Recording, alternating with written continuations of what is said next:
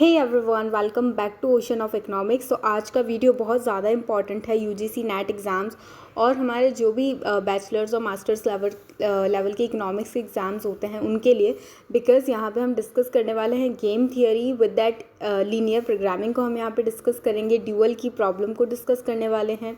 ऐसे ही बहुत सारे क्वेश्चंस हैं जो हम यहाँ पे सॉल्यूशंस के साथ में डिस्कस करेंगे। So stay tuned in this video और लास्ट तक ज़रूर देखिए और आपके जो फ्रेंड्स हैं उनके साथ ज़रूर से शेयर कीजिए, बिकॉज शेयरिंग इज़ केयरिंग यार। चलिए हम स्टार्ट करते हैं हमारे फर्स्ट क्वेश्चन से। Okay, so which of the following is not an assumption of linear programming. देखिए गेम थियरी जो है उसी से रिलेट करता है, थोड़ा सा नहीं थोड़ा दूर रिलेट करता है, बिकॉज उसको सॉल्व करने के लिए बहुत सारे मैथड्स होते हैं, तो उसमें एक लीनियर प्रोग्रामिंग भी हमारे पास में आता है। लीनियर प्रोग्रामिंग क्या है? बेसिकली किसी भी चीज़ का ऑप्टिमम हमें पता है क्या होता है, जो बेस्ट चीज़ होती है ना उसका आउटकम वो निकालने के लिए हमें क्या करना पड़ता है, लीनियर प्रोग्रामिंग का हेल्प लेना पड़ता है। एग्जाम्पल, हम जब इकोनॉमिक्स स्टार्टिंग पढ़ रहे थे तब हमने देखा था भाई कंज्यूमर जो होता है वो हमेशा क्या करता है, उसका जो सेटिस्फेक्शन होता है ना, सेटिस्फेक्शन को क्या करता है बताइए जल्दी से, मैक्सिमाइज करता है। और दूसरे हैंड पे जो हमारा प्रोड्यूसर होता है, प्रोड्यूसर क्या करता है, हमेशा अपना प्रॉफिट या फिर कभी कभी सेल्स भी या फिर as per it normally profit को मैक्सिमाइज करता है और अपनी कॉस्ट को क्या करता है, कॉस्ट को करता है मिनिमाइज। तो ये मैक्सिमम और मिनिमम करके हम क्या करना चाहते हैं, हम ऑप्टिमम सॉल्यूशन, ऑप्टिमम मतलब बेस्ट सॉल्यूशन निकालना चाहते हैं इन प्रॉब्लम का, कि हम बेस्ट कहाँ पे रहेंगे, हमारी जो सेटिस्फेक्शन है वो सबसे ज़्यादा हमें कब मिलेगी, हमारे अगर प्रॉफिट की बात करें तो हमें सबसे मैक्सिमम किस लेवल पे मिलेगा, या फिर अगर कॉस्ट की बात करें तो सबसे कम किस लेवल पे मिलेगा। तो ये मैक्सिमम और मिनिमम की जो प्रॉब्लम है इससे हम लीनियर प्रोग्रामिंग में डील करते हैं। ठीक है, अब ये बोल रहा है यहाँ पे कि इनमें से कौन सी अजम्पशन लीनियर प्रोग्रामिंग की नहीं है।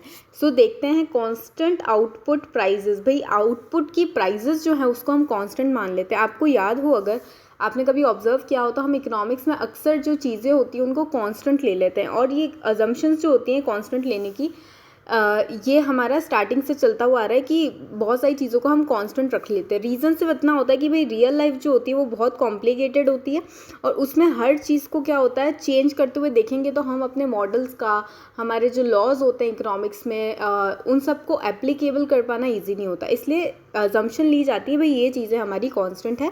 तो उसी तरीके से लीनियर प्रोग्रामिंग की भी एक अजम्पशन है कि आउटपुट की जो प्राइजेस, आउटपुट मतलब क्या, जो फाइनल प्रोडक्ट बनेगा उसकी प्राइजेस जो है वो क्या है, कांस्टेंट है। तो बिल्कुल ये एक अजम्पशन है। ठीक है, कांस्टेंट इनपुट प्राइजेस, हम जो इनपुट लेके आ रहे हैं उनकी प्राइजेस भी कांस्टेंट है। इनपुट मतलब क्या, रॉ मटेरियल एंड ऑल, तो ये भी कांस्टेंट है। तो बिल्कुल ये भी एक अजम्पशन है लीनियर प्रोग्रामिंग की। Then technologically fixed factor proportion, technology के बेसिस पे जो फैक्टर प्रपोर्शन है, फैक्टर प्रपोर्शन मतलब अगर हम बात करें लैंड लेबर की या फिर जो फैक्टर ऑफ प्रोडक्शन होता है ना, उनमें जो प्रपोर्शन है वो क्या है, फिक्स्ड है। तो ये भी बिल्कुल एक अजम्पशन है कि फैक्टर का जो प्रपोर्शन है, लाइक अगर हम एक लेबर ले रहे हैं और दो लगा रहे हैं हम, लेट सपोज मशीनरी, तो ये लेबर और कैपिटल का जो रेशियो है ये क्या रहेगा, फिक्स रहेगा। तो इस तरीके से ये फिक्स हम अज्यूम करते हैं, तो बिल्कुल ये भी अजम्पशन है। जो नहीं है वो है option number C, increasing returns to scale. Scale के रिटर्न्स जो मिल रहे हैं वो इंक्रीजिंग है, ऐसी कोई भी अजम्पशन यहाँ पे नहीं है। सो ऑप्शन सी क्या बनेगा, करेक्ट ऑप्शन। नेक्स्ट क्वेश्चन पे हम मूव करेंगे। ये मॉडल आप लीनियर प्रोग्रामिंग का देख के समझ सकते हैं बेसिक, ताकि फिर हम क्वेश्चन पे मूव हो जाएंगे। तो देखिए यहाँ पे क्या है, जब लीनियर प्रोग्रामिंग की प्रॉब्लम आती है तो दो केसेस होते हैं, या तो हमारा जो ऑब्जेक्टिव होता है, ऑब्जेक्टिव मतलब क्या, ऑब्जेक्टिव हो सकता है कि भाई आपको अपना प्रॉफिट मैक्सिमाइज करना है, आपको अपनी कॉस्ट मिनिमाइज करनी है, क्या करना है, आपका ऑब्जेक्टिव क्या है। ठीक है, तो ऑब्जेक्टिव के लिए हम क्या करते हैं, एक फंक्शन बना के रखते हैं। तो यहाँ पे ये जो z करके फंक्शन है ये ऑब्जेक्टिव का फंक्शन है।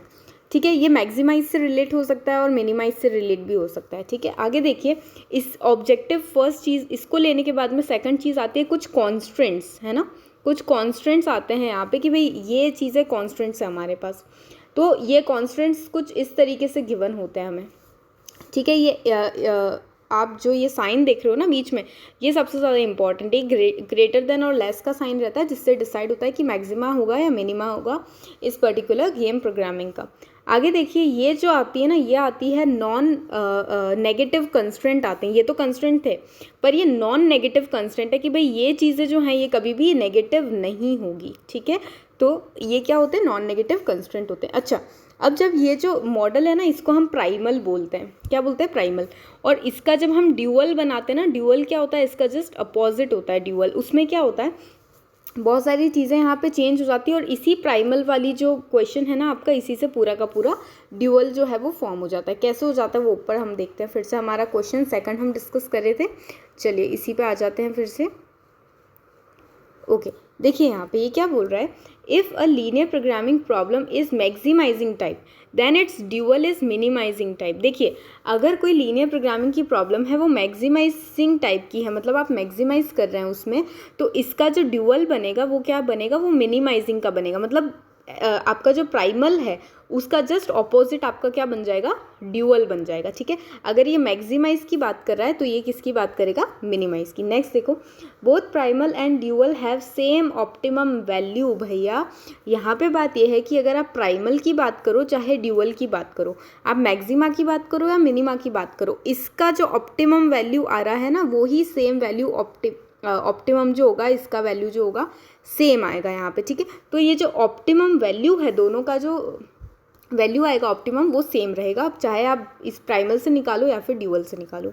नेक्स्ट देखिए, dual of dual is a linear programming problem is primal problem. देखिए ये क्या बोल रहा है, ड्यूअल ऑफ ड्यूअल, मतलब ये प्राइमल प्रॉब्लम थी आपके पास में, आपने इसका ड्यूअल बनाया। ठीक है, इसका ऑपोजिट करके ड्यूअल बना दिया। अब इस ड्यूअल का आपने फिर से ड्यूअल किया तो वो क्या बन गया, वापिस से इसका ऑपोजिट, मतलब वो फिर से क्या बन गया, प्राइमल बन गया। तो ये ऑप्शन भी यहाँ पे सही है। लास्ट ऑप्शन देखते हैं, if maximising linear programming problem is with less than type constant the dual of this problem will have more than type constant. बिल्कुल, अभी जस्ट क्या बताया था कि नेगेटिव चीज़ें, मतलब प्राइमल में जो हो रहा है उसका जस्ट अपोजिट कहाँ होगा, ड्यूअल में होगा। तो भाई अगर आपकी जो प्रॉब्लम है वो प्राइमल लेस देन टाइप की है तो इसका जो ड्यूअल बनेगा वो मोर देन टाइप का बनेगा। तो सारे ही ऑप्शंस यहाँ पे करेक्ट हो जाएंगे। तो यहाँ पे करेक्ट ऑप्शन आपका क्या बन जाएगा, A B C D all are correct. ठीक है, चलिए आगे देखते हैं। ये बहुत ज़्यादा इंपॉर्टेंट क्वेश्चन है आपके, क्योंकि UGC नेट एग्जाम में पूछे हुए हैं, फिर ये इंपॉर्टेंट बन जाते हैं आपके असिस्टेंट प्रोफेसर के लिए। आपका जो स्कूल लेवल के PGT ये सारे एग्जाम्स होते हैं, सबके लिए बहुत ज़्यादा इंपॉर्टेंट है, तो प्लीज़ इनको स्किप मत कीजिए। Okay, under non cooperative games, देखिए नॉन कोऑपरेटिव गेम्स का क्या मतलब होता है, let suppose A and B दो फॉर्म्स हैं। ठीक है, इनका गेम चल रहा है, गेम मतलब नॉट दैट गेम, हम गेम पढ़ के आए हैं पिछले वीडियो में क्या होता है, तो अगर आपको देखना है तो आप वहाँ जाके वो वीडियो आप देख सकते हैं। तो नॉन कोऑपरेटिव गेम्स मतलब कि ये एक फर्म है और ये इसकी कॉम्पिटिटिव, मतलब दोनों एक दूसरे की कॉम्पिटिटिव हो गई है ना, एक ही रिलेटेड है। एक मान लो प्रेस्टीज है और एक हमारी हॉकिंग्स है। ठीक है, तो ये दोनों क्या हो गई, जो है एक दूसरे की ओपोनेंट फर्म्स बन गई है।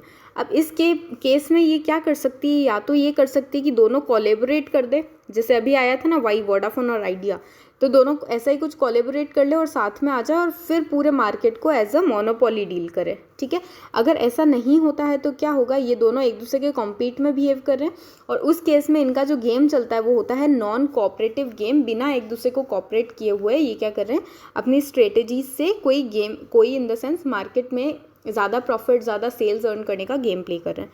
तो इसके केस में क्या चीज़ ठीक है उसको हमें आइडेंटिफाई करना है। तो देखिए, essential to understand one's opponent's point of view, बिल्कुल हमने कल के ही वीडियो में, जो मतलब प्रीवियस वीडियो था उसमें देखा था कि एक दूसरे को पॉइंट ऑफ व्यू को समझना बहुत ज़रूरी है। क्यों भाई, ये प्रेस्टीज है, ये हॉकिंग्स है। ठीक है, हॉकिंग्स ने क्या करी, इसने एडवर्टीजमेंट किया, प्रेस्टीज जो था वो बैठे बैठे देख रहा है खाली, उसने कुछ एडवर्टीजमेंट नहीं किया। तो इस केस में क्या होगा, ज़्यादा लोग इसके ऐड से इंप्रेस होकर इसके पास चला जाएगा मार्केट, और इसका मार्केट जो था वो क्या हो जाएगा, लॉस्ट, ये तो ख़त्म ही हो जाएगा। हाँ, इसकी लाइफ ही ओवर हो जाएगी। तो यहाँ पे क्या करना है, इसको देखना है भाई मेरा ओपोनेंट जो है वो क्या कर रहा है और उसके हिसाब से मैं भी काम करूँ। ठीक है, बट यहाँ पे मैं भी काम करूँ वो वाली चीज़ नहीं गिवन है, यहाँ पे गिवन है कि भाई जस्ट एक दूसरे के व्यू पॉइंट को समझना कि सामने वाला बंदा क्या स्ट्रेटेजी पे जो है चल रहा है, क्या कर रहा है, जैसे चेस में होता है ना, सेम वे में। देखिए नेक्स्ट देखिए, not essential to understand one's opponent point of view, बिल्कुल भी नहीं। ये क्या बोल रहे हो आप, अगर ये बोल रहा है कि बिल्कुल ज़रूरी नहीं है आप दूसरे वाले का पॉइंट ऑफ व्यू समझो, ऐसा कैसे होगा बताइए मुझे। अगर आप इसके साथ में कॉम्पीट कर रहे हो, ये एडवर्टीजमेंट कर रहा है, आप इस पर कोई ध्यान ही नहीं दे रहे हो, आप इसके व्यू पॉइंट को ही नहीं समझ रहे हो, तो आप तो आउट हो जाओगे ना मार्केट से। तो ऐसे कैसे चलेगा, तो बिल्कुल ये आपका रॉन्ग ऑप्शन है। नेक्स्ट नेक्स्ट देखते हैं, essential to understand one's opponent point of view. यहाँ तक वही बात है जो पहले मैं बोल रहा था, ठीक है, ध्यान रखना।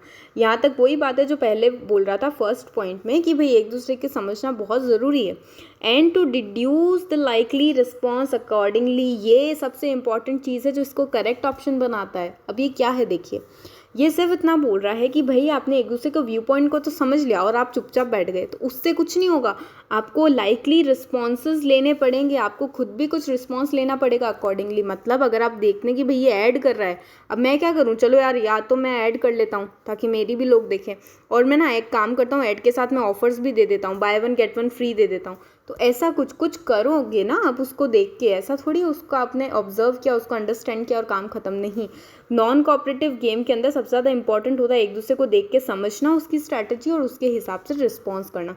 तो ऑप्शन सी आपका क्या बन जाएगा, करेक्ट ऑप्शन। अच्छा लास्ट भी देख लेते हैं, essential to understand one's opponent likely responses. हाँ, रिस्पॉन्सेस भी समझना एक ही बात है, आप रिस्पॉन्स समझ रहे हो, आप पॉइंट ऑफ व्यू को समझ रहे हो, बट उसके लिए रिस्पॉन्स लेना सबसे ज़्यादा इंपॉर्टेंट है, ठीक है। तो ऑप्शन सी आपका करेक्ट बनेगा। नेक्स्ट क्वेश्चन देखेंगे अब जल्दी से, अ linear programming problem can be, linear programming की प्रॉब्लम जो है वो कैसे सॉल्व हो सकती है। देखिए ऑप्शन एरिमा मेथड, ये जो है ये रिग्रेशन का मेथड है ना, रिग्रेशन से रिलेट करता है, जिसमें क्या होता है कि पास्ट की वैल्यूज़ को देख के फ्यूचर की वैल्यूज़ को प्रिडिकेट करता है। जैसे एक्चुअल में होता है ना, अभी जैसे जीडीपी ग्रोथ के एस्टिमेशन करते हैं कि भाई आईएमएफ से आया है कि इतने टाइम में जीडीपी इतनी हो जाएगी, तो ये किस हिसाब से करते हैं, तो ये लाइक प्रीवियस डेटा को और करंट सिचुएशन को इनको देख के करते हैं।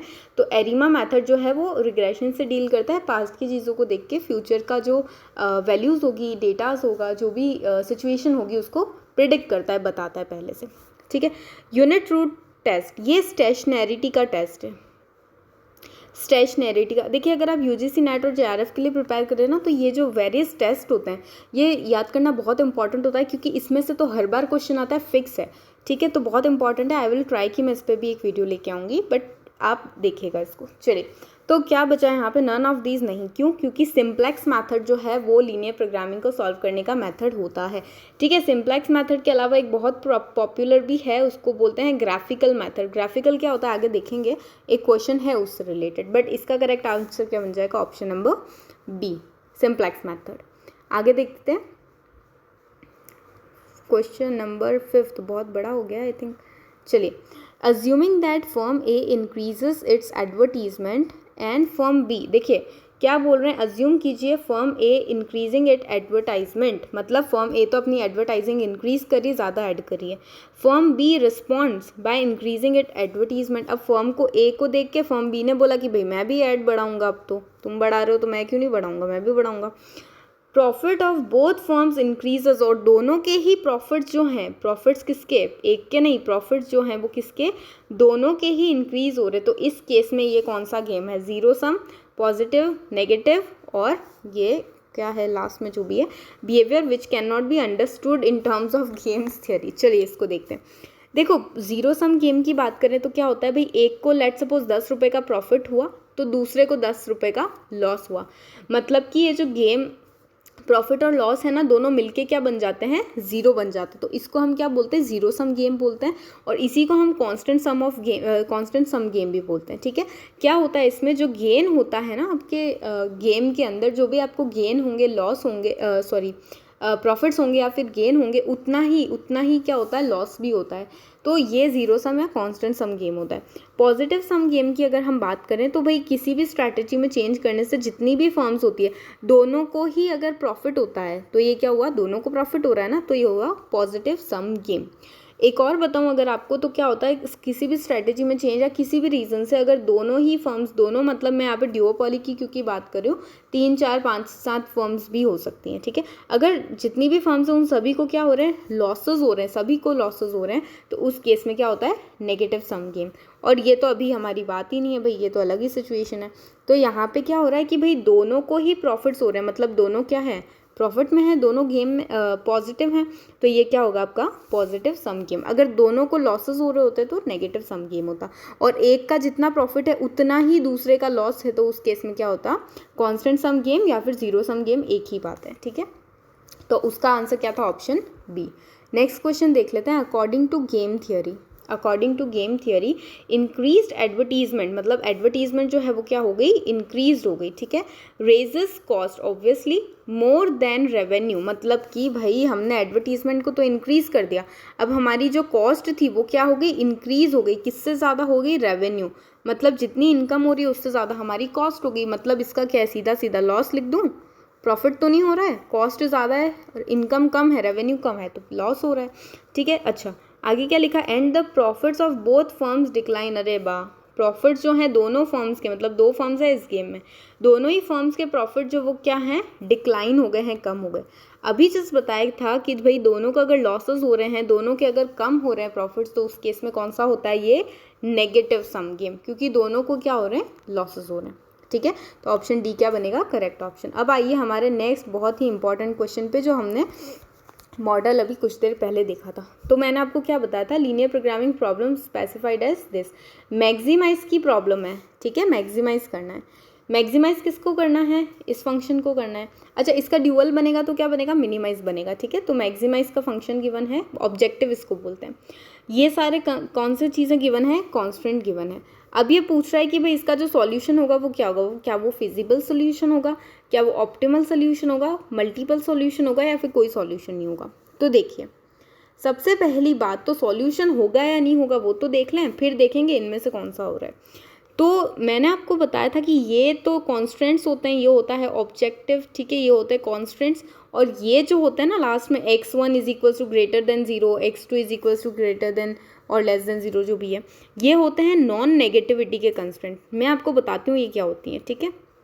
देखो नॉन नेगेटिव मतलब क्या, आप मुझे बताइए, अगर मैंने ये पूरी लीनियर प्रोग्रामिंग बैठ के सॉल्व की, अगर आपको पता हो सिंप्लेक्स मेथड से बहुत बड़ी बड़ी सॉल्यूशन आती है इनकी, एक एक दो दो पेजेस की, ठीक है, और बहुत कॉम्प्लिकेटेड भी होती है, और मैंने पूरा सॉल्व किया, लेट सपोज आई एम सिंग है ना, और x की वैल्यू आ गई -10, x क्या था मेरा आउटपुट, लेट सपोज, ठीक है, लेट सपोज आउटपुट था, ठीक है। अब मुझे बताइए क्या मैं -10 अपना आउटपुट रख सकती हूँ क्या, सोचिए आप, क्या -10 कोई फर्म अपना आउटपुट रख सकती है, मतलब वो माइनस में अपना आउटपुट कैसे करेगी, नॉट पॉसिबल।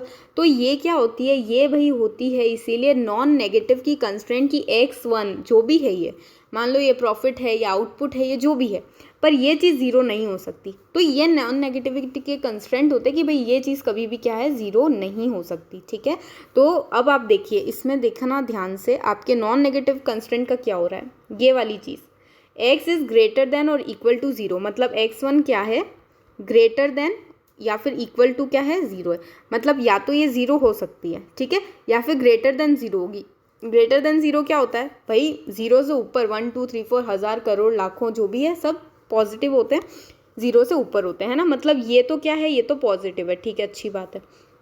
इधर देखिए x3 इज़ ग्रेटर देन 0, ये भी क्या है, पॉजिटिव है, बहुत अच्छी बात है। पर इसको देखो ना, ये क्या है, x2 is less than 0, less than 0 क्या होता है, लेस देन 0 मतलब 0 से भी कम, तो ये क्या हुआ, ये तो नेगेटिव में चला गया।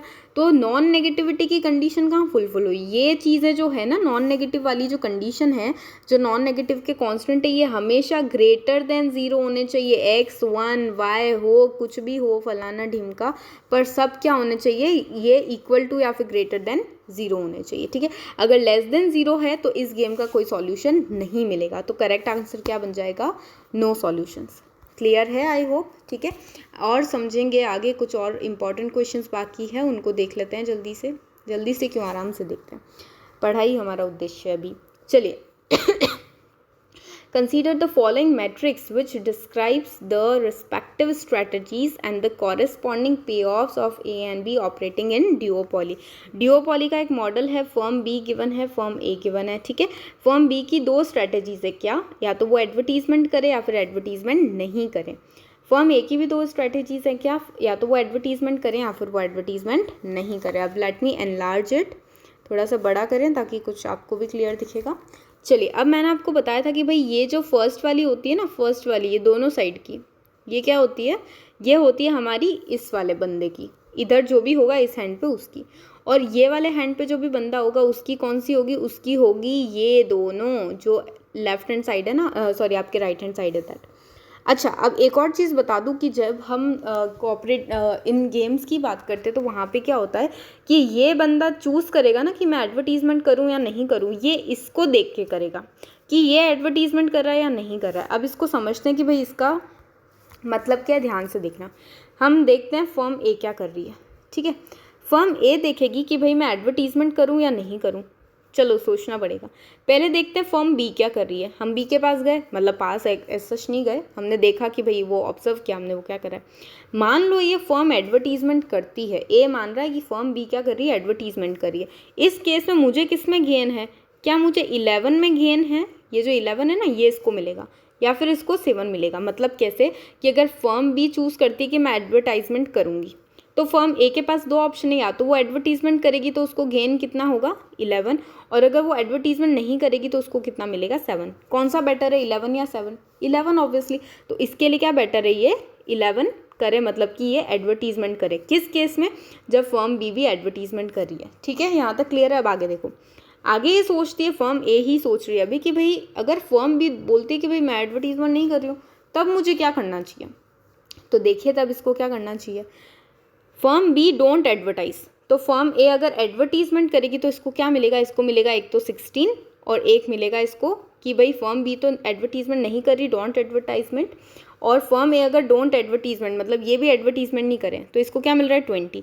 अब मुझे बताइए 16 और 20 में से कौन सा बेटर है, 20 बेटर है। ओके क्लियर है ये चीज़। तो चलिए, तो फर्म ए का तो डिसाइड हो गया कि भाई फर्म बी अगर एडवर्टीजमेंट करेगी तो मैं भी एडवर्टीजमेंट करूंगी, क्योंकि मुझे 11 मिल रहे हैं, गेन हो रहा है ना 11 का। और फर्म अगर एडवर्टीजमेंट नहीं करती है बी, तो फर्म ए भी एडवर्टीजमेंट नहीं करेगी, क्योंकि इस केस में उसको कितना मिल रहा है, उसको मिल रहा है 20। यहाँ तक क्लियर है। आगे देखो, अब फर्म बी भी तो सोचेगी भाई, फर्म बी सोचेगी या नहीं सोचेगी, फर्म बी भी तो सोचेगी। तो ये फर्म ए का मैं एक बार सर्कल कर रही हूँ ताकि आपको भी याद रहे कि इनकी स्ट्रैटेजीज ये वाली मतलब फाइनल थी। अब फर्म बी सोचेगी, फर्म बी बोल रही है भाई मेरे पास भी दो ऑप्शन है, एडवर्टीजमेंट करूँ या नहीं करूँ, क्या करना चाहिए। इसने बोला कि यार भाई मैं तो फर्म ए को देखूंगा पहले जाके ये क्या कर रही है, ठीक है। चलो देखते हैं। फर्म ए देख रही है कि भाई मेरे को एडवर्टीजमेंट करना है, तो इस केस में फर्म बी के पास क्या ऑप्शन है, एडवर्टीजमेंट करेगी तो 6 मिलेंगे, एडवर्टीजमेंट करेगी तो 6 मिलेंगे, एडवर्टीजमेंट नहीं करेगी तो 0 मिलेगा। क्या करना चाहिए, क्या करना चाहिए, एडवर्टीजमेंट करना चाहिए। तो ये किस पे जाएगा, 6 पे जाएगा, क्योंकि 6 ज़्यादा है 0 से। अगर एडवर्टीजमेंट नहीं करेगा तो 0 इसका गेन होगा, और एडवर्टीजमेंट करेगा तो 6 गेन होगा, तो 6 चूज़ करेगा, मतलब एडवर्टीजमेंट करना चूज़ करेगा। आगे देखिए, डोंट एडवर्टीजमेंट अगर हम मानते कि भाई फर्म ए बोलती कि मैं तो एडवर्टीजमेंट नहीं कर रही हूँ, तो फर्म बी के लिए क्या अच्छा है, तो फर्म बी को एक केस में मिल रहा है 9 और एक केस में मिल रहा है 2। तो इसको क्या करना चाहिए, इसको करना चाहिए 9 पे, ठीक है। तो कुछ भी हो, फर्म बी के लिए क्या हो रहा है यहाँ पे, फर्म ए के लिए मैंने आपको बताया, यहाँ पे लिख देती हूँ। फर्म ए के लिए था कि अगर फर्म बी एडवर्टीजमेंट करेगी तो ये भी करेगी, और एडवर्टीजमेंट नहीं करेगी तो ये भी नहीं करेगी, ठीक है। और on the other hand firm B के लिए क्या था कि भाई फर्म ए अगर एडवर्टीजमेंट कर रही है तो भी ये एडवर्टीजमेंट कर रहा है, देखो 6 किसके नीचे, एडवर्टीजमेंट के नीचे। और फर्म ए अगर एडवर्टीजमेंट नहीं कर रही है तो भी फर्म बी क्या कर रही है, एडवर्टीजमेंट कर रही है, ये डिसीजन चेंज नहीं कर रही। अब सुनो ध्यान से, ऑप्शन पे आओ। Firm A has no dominant strategy, बिल्कुल सही है। सबसे पहली बात बिल्कुल सही है, क्यों सही है वो आगे देखेंगे, अभी देखेंगे आगे क्या देखेंगे। Firm A has no dominant strategy, देखो डोमिनेंट स्ट्रेटेजी मैंने आपको पहले भी एक्सप्लेन किया था, आप जाके वहाँ पे देख सकते हैं, पिछले वीडियो जो है गेम थियरी का, एक ही इससे पहले वीडियो है वहाँ पे। बट मैं आपको बता दूँ डोमिनेंट स्ट्रेटेजी क्या होती है भाई, इसका सिंपल सा मतलब है कि ए हूँ मैं, लेट सपोज मैं क्या हूँ, ए फर्म, और यहाँ पे एक और फर्म है, फर्म नंबर बी, ठीक है। अब मैं अपना कोई भी डिसीजन लेने से पहले ऐड से रिलेटेड, ऑफर से रिलेटेड, किसी भी रिलेटेड मैं देख रही हूँ भाई फर्म बी क्या कर रही है, ठीक है। अगर फर्म बी ऐसा करती है तो मैं ऐसा करूँगी, फर्म बी कुछ और करती है तो मैं भी अपना डिसीजन चेंज कर दूँगी। तो ये डोमिनेंट स्ट्रैटेजी नहीं है। डोमिनेंट स्ट्रैटेजी का तो ये मतलब है कि फर्म बी ये करे, वो करे, फलाना करे, कुछ भी करे, मैं तो वही करूँगी जो मैंने डिसाइड किया है। अब देखो, क्या फर्म ए वही कर रही है जो इसने डिसाइड किया है, या फर्म बी के हिसाब से चेंज हो रही है। फर्म ए क्या कर रही है, फर्म ए ये कर रही है कि फर्म बी ने जब एडवर्टीजमेंट किया ना तो इसने बोला कि मैं भी एडवर्टीजमेंट करूंगी, और फर्म बी ने जब एडवर्टीजमेंट नहीं किया तो इसने बोला मैं भी एडवर्टीजमेंट नहीं करूंगी। तो क्या इसकी डोमिनेंट स्ट्रेटेजी है, नहीं है, ठीक है। तो ऑप्शन ए यही तो बोल रहा है कि फर्म ए की डोमिनेंट स्ट्रेटेजी नहीं है, तो ये आपका करेक्ट ऑप्शन बनेगा। नेक्स्ट देखो, firm B has a dominant strategy, क्या फर्म बी की डोमिनेंट स्ट्रेटेजी थी, देखो वापस से। फर्म बी ने बोला कि भाई फर्म ए अगर एडवर्टीजमेंट करती है तो मैं भी क्या करूँगा, एडवर्टीजमेंट करूँगा। अगर फर्म ए एडवर्टीजमेंट नहीं करती है तो मैं भी क्या करूँगा, एडवर्टीजमेंट नहीं करूँगा। ये देखो 2 से ज़्यादा है ना 9, और यहाँ पे भी 0 से ज़्यादा था 6, तो इसने बी ने ये चूज़ किया था। तो फर्म बी की तो डोमिनेंट स्ट्रैटेजी है, ए चाहे एडवर्टीजमेंट करे या फिर ना करे, फर्म बी ने क्या चूज़ किया, 6 और 9, मतलब इसने हमेशा क्या चूज़ किया, एडवर्टीजमेंट करना। तो ऑप्शन बी भी क्या हो गया, करेक्ट हो गया। आगे देखो, एक बार लास्ट देख लो ताकि ये हट जाए। Neither firm A nor firm B has a dominant strategy, तो गलत है। क्यों? क्योंकि फर्म ए की तो नहीं है dominant strategy, but firm B की तो है ना, और ये क्या बोल रहा है कि दोनों में से किसी की भी नहीं है, तो ये तो गलत हो गया। ठीक है, अब यहाँ पे देखो, the game has a Nash equilibrium. इसका सिंपल सा मीनिंग ये है नैश इक्विलिब्रियम का कि एक प्लेयर जो है वो क्या कर सकता है, वो बेटर कंडीशन में जा सकता है, बट कंडीशन सिर्फ इतनी है कि दूसरे प्लेयर को भी चेंज करना पड़ेगा। मतलब क्या, यहाँ पे देखो फर्म ए की अगर हम बात करें, फर्म ए को यहाँ पे कितना गेन हो रहा है, मतलब फर्म ए की भी नहीं बात करें, हम टोटल गेम की बात करें, तो टोटल गेम में कितना गेन हो रहा है, यहाँ पे इन दोनों को ऐड कर लो, 11 और 6 17, ठीक है। यहाँ पे कितना हो रहा है, 20 + 2 22, है ना। दोनों में से ज़्यादा क्या है, ऑब्वियसली 22 ज़्यादा है, तो गेम में ज़्यादा मतलब आउटकम जो है, ऑप्टिमम जो है वो तो यहाँ पे मिल रहा है ना। फर्म ए की भी बात करें तो उसको भी यहीं पे ज़्यादा मिल रहा है, और गेम की बात करें तो टोटल गेम को भी यहाँ पे ज़्यादा मिल रहा है। बट क्या वो यहाँ पे इक्विलिब्रियम में आ रहे, नहीं, वो इक्विलिब्रियम में कहाँ पे आ रहे, इस 11 और 6 वाले पॉइंट पे। अब अगर वो चाहें कि भाई हमको यहाँ पे आना है, तो किसी एक के चाहने से कुछ नहीं होगा। अगर फर्म ए बोले कि भाई मुझे ये 11 6 नहीं चाहिए, मुझे तो इस 20 वाले पे आना है, तो क्या ये आ सकती है?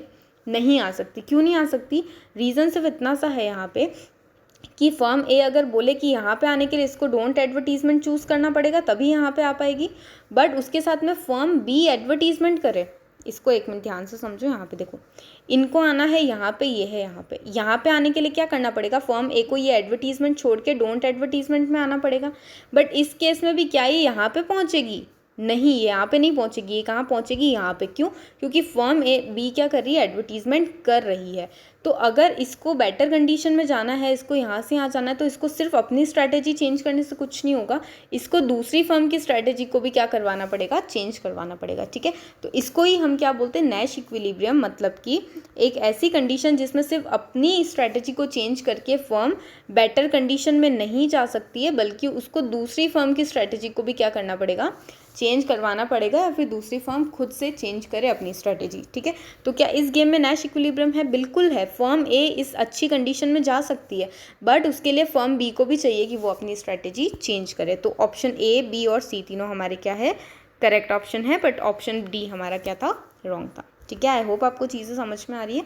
अब आगे हमारे थोड़े सिंपल और इम्पॉर्टेंट क्वेश्चन है। ठीक है, सिंपल येट इम्पॉर्टेंट। अच्छा देखिए, अकॉर्डिंग टू मर्केंटलिज्म और मर्केंटलिस्ट, ट्रेड इज़ अ, देखो मर्केंटलिस्ट जो थी एक अप्रोच थी, एक थॉट था बेसिकली स्टार्टिंग में और इकोनॉमिक्स के, वहाँ पे ये था कि जो ट्रेड था उसको ये लोग मानते थे ज़ीरो सम गेम। ठीक है, ज़ीरो सम गेम का क्या मतलब होता है कि भाई एक को जो प्रॉफिट होगा दूसरे को लॉस होगा।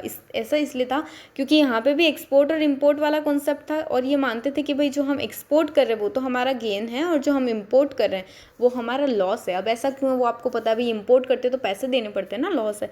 तो मर्केंटलिस्ट मानते थे कि ट्रेड जो है वो ज़ीरो सम गेम है, एक हाथ प्रॉफिट एक हाथ लॉस। ठीक है, जितना प्रॉफिट उतना ही लॉस। ऐसे आगे देखिए, नेक्स्ट क्वेश्चन हमारा, simplex method of solving linear programming problem was developed by. इस लीनियर प्रोग्रामिंग प्रॉब्लम को LLP से भी डिनोट करते हैं, और सिंप्लेक्स मेथड क्योंकि इसका एक ग्राफिकल मेथड भी जो आगे हम देखेंगे।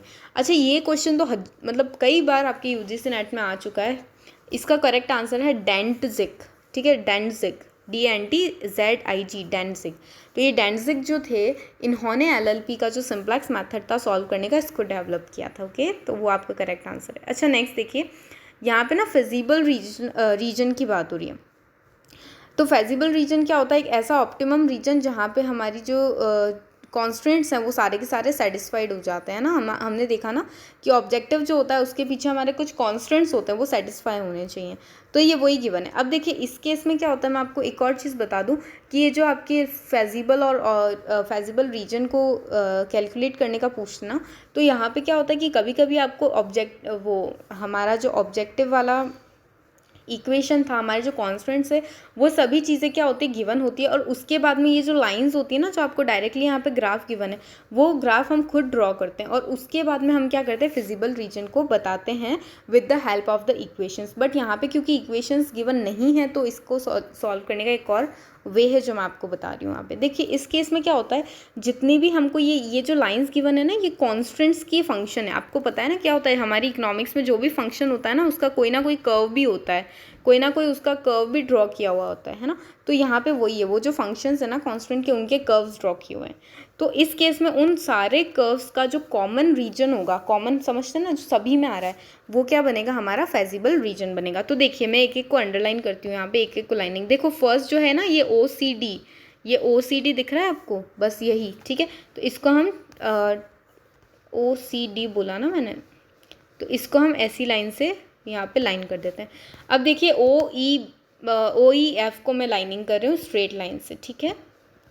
ये मैंने इसको लाइनिंग कर दिया स्ट्रेट लाइन से, और ये जो बचा है इसको मैं ऐसे कर देती हूँ। ओके, अब आप मुझे बताइए कॉमन रीजन कौन सा है।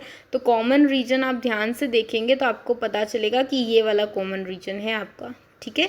क्या है, OCGHB, ये जो है ये आपका कॉमन रीजन है, ठीक है। तो ये हमारा फेजिबल सॉल्यूशन। अच्छा, फेजिबल जिसमें ऑप्टिमम आपको वैल्यू मिलेगी आपके इस पर्टिकुलर गेम की।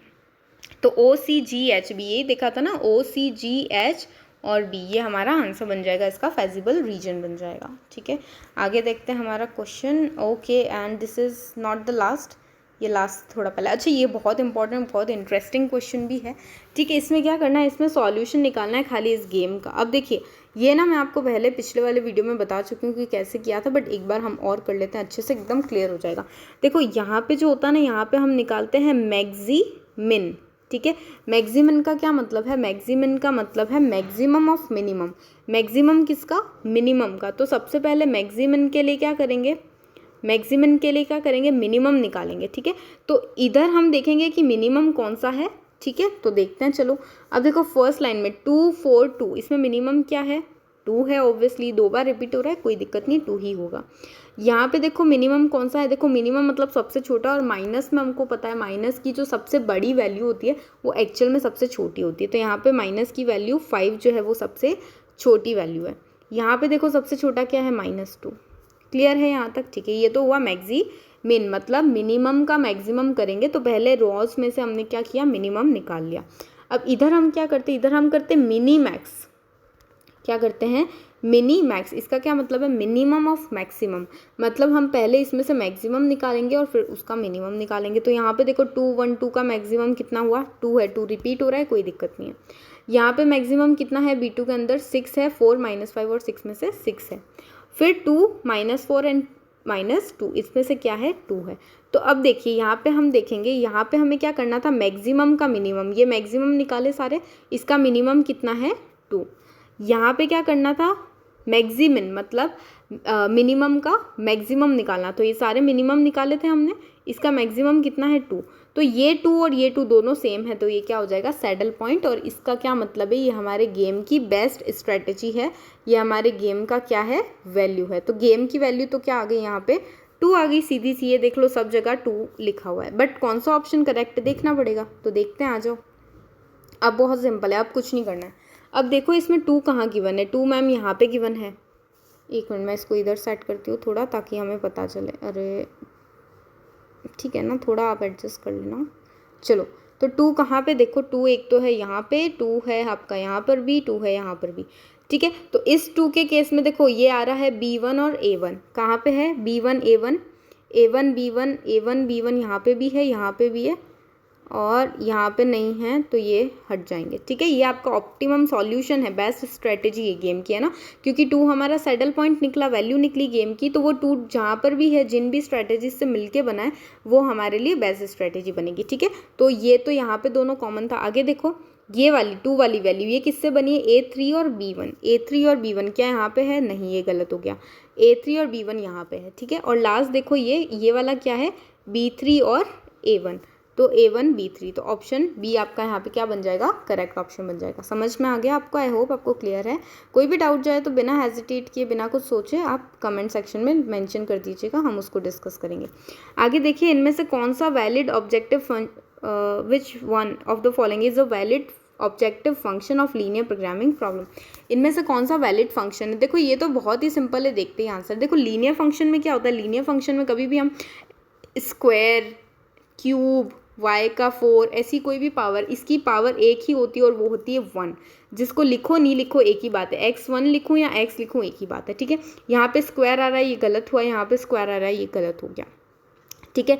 क्या बचा, ये बचा और ये बचा। तो एक और बात है, लीनियर प्रोग्रामिंग की अजम्पशन है कि इसमें x और y मल्टीप्लिकेशन की फॉर्म में नहीं होते हैं कॉन्स्टेंट्स में, ठीक है। तो ये ऑब्जेक्टिव्स में इस तरीके से नहीं होते हैं। तो यहाँ पे देखो x y मल्टीप्लाई में है, तो ये भी आपका रॉन्ग हो गया। करेक्ट ऑप्शन क्या बन गया आपका, option number 4। Thank you so much for watching, keep watching ocean of economics.